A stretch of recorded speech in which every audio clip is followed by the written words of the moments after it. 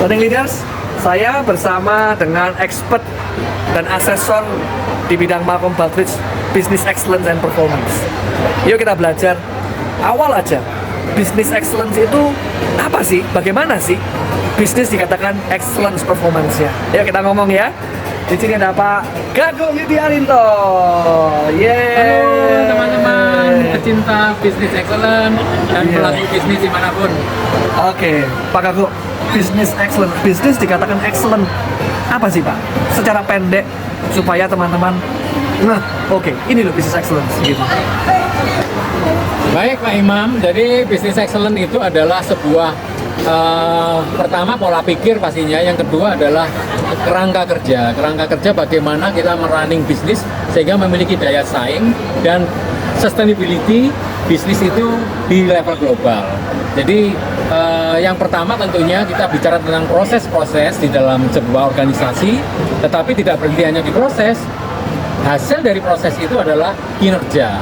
Dua hal ini tidak boleh kita pisahkan. Kalau proses, kita harus tahu apa metode cara kita melakukan sebuah proses dalam apapun aspek di organisasi itu. Kalau sudah ada caranya, bagaimana cara itu dieksekusi secara konsisten, ya. Kalau sudah dilakukan secara konsisten, maka tentunya secara periodik akan direview. Cara itu menghasilkan kinerja seperti apa? Itu yang disebut kita harus melakukan review atau learning, organization learning. Kalau sudah dilakukan learning, maka kita bisa melihat apakah proses-proses yang sudah ditentukan, metode caranya yang dikerjakan secara konsisten, yang kemudian dilakukan review efektivitasnya, itu memiliki integrasi, kesinambungan, keterkaitan satu dengan yang lain, utamanya untuk mencapai visi perusahaan itu sendiri.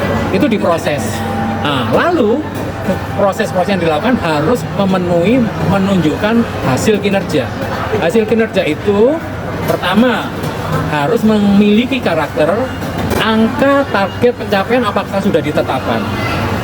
Lalu yang kedua, apakah pencapaian setiap periode dengan periode lain dilakukan analisis dan tinjauan.